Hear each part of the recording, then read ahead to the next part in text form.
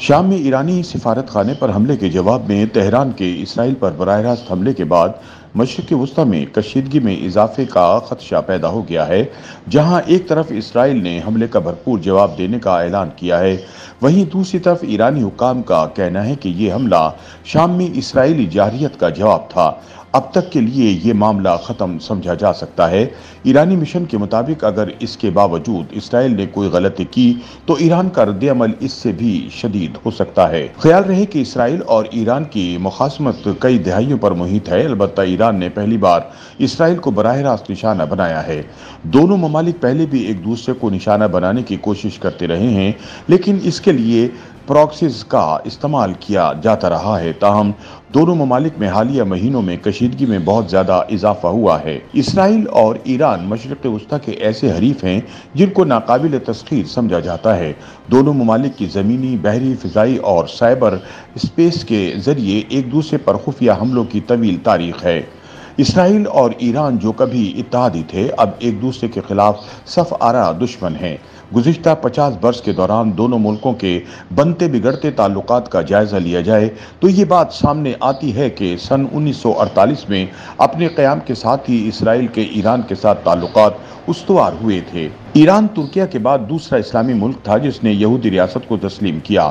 اس وقت ایران پر محمد رضا پہلوی کی بادشاہت تھی اور ایران مشرق وسطی میں سب سے بڑی یہودی کمیونٹی کا گھر تھا۔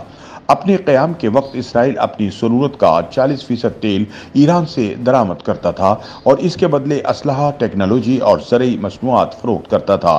اسرائیل کی خفیہ ایجنسی موساد نے شاہ ایران کی خفیہ پولیس سواک کو تربیت دی تھی۔ 1979 میں ایرانی انقلاب میں شاہ ایران کا تختہ الٹ دیا گیا تھا تو ڈرامائی طور پر دونوں ملکوں کے تعلقات ختم ہو گئے۔ اسرائیل نے انقلاب کے بعد ایران کی اسلامی جمہوری ریاست کو تسلیم نہیں کیا۔ ایران کے روحانی پیشوا آیت اللہ اسرائیل کو بیت المقدس پر قابض غیر قانونی ریاست قرار دیتے ہیں، تاہم دونوں ملکوں کے درمیان غیر رسمی تجارتی رابطے پائے جاتے ہیں۔ سن 1980 میں فلسطین میں اسرائیل کے خلاف پہلی مسلح تنظیم اسلامک جہاد کا قیام عمل میں لایا گیا تو اس کے پیچھے بھی ایران تھا۔ ایران اور عراق کے درمیان 1980 سے 1988 تک جاری رہنے والی جنگ کے دوران اسرائیل نے صدام حکومت کے خلاف تہران کو 1500 میزائل فراہم کیے تھے۔ 1982 میں اسرائیل نے پڑوسی ملک لبنان پر حملہ کر کے فلسطینی گروپس کے خلاف کارروائی کی تو اس دوران دارالحکومت بیروت پر بھی مختصر وقت کے لیے قابض ہو گیا۔ اس کے بعد ایران کے پاسداران انقلاب نے لبنان میں حزب اللہ کے نام سے مسلح ملیشیا کو کھڑا کیا جو ملک کے جنوبی علاقے میں شیعہ آبادی کے مرکز سے اسرائیل کے خلاف کارروائی کرتی ہے۔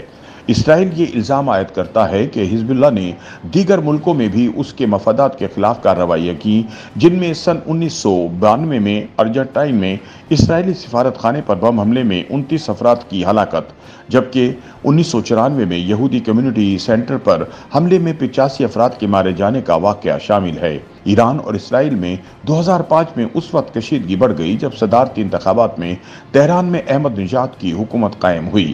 احمدی نژاد نے متعدد مواقع پر اسرائیل کے خاتمے کے بیانات دیے جبکہ ہولوکاسٹ کو ایک وہمہ قرار دیا۔ اسی برس ایران نے اصفہان کے ایٹمی پلانٹ میں یورینیم کی افزودگی شروع کی۔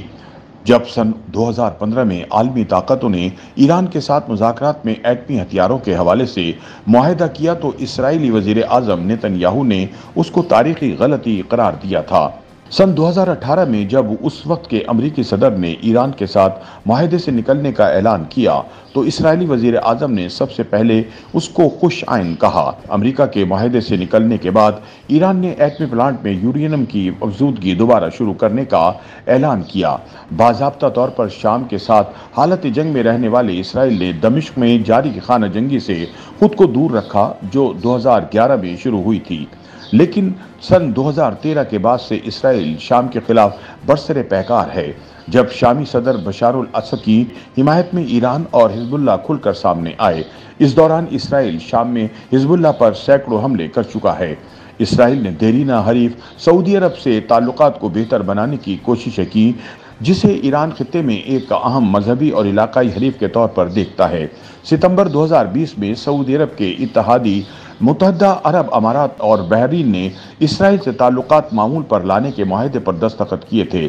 امریکہ نے اسرائیل اور سعودی عرب کے درمیان رابطے کی کوشش کی، لیکن غزہ جنگ کی وجہ سے یہ کوششیں پٹڑی سے اتر گئیں۔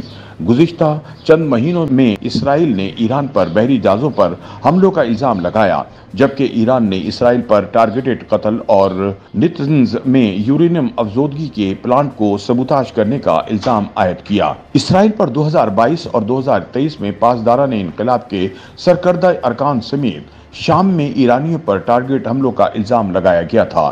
1 اپریل 2024 کو دمشق میں ایرانی سفارت خانے سے ملحقہ عمارت پر اسرائیلی فضائی حملے میں 1 درجن سے زائد افراد مارے گئے، جن میں پاسداران انقلاب کے 2 سینئر ارکان بھی شامل تھے۔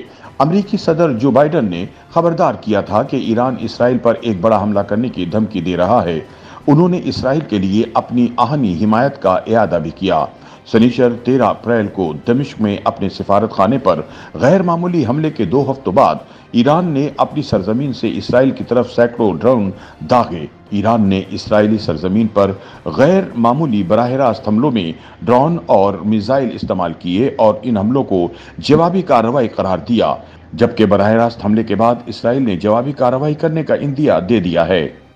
YouTube پر گوگلی نیوز دیکھنے کے لیے youtube.com کی سرچ بار میں googly news T V type کریں۔ گوگلی نیوز کے پیج پر سرخ رنگ کے سبسکرپشن والے بٹن پر کلک کرنا نہ بھولیے۔ YouTube پیج پر اپلوڈ ہونے والی ویڈیوز سے باخبر رہنے کے لیے بیل آئیکن پر کلک کیجیے۔ آپ کو ہر نئی ویڈیو کے بارے میں نوٹیفیکیشن موصول ہو جائے گا۔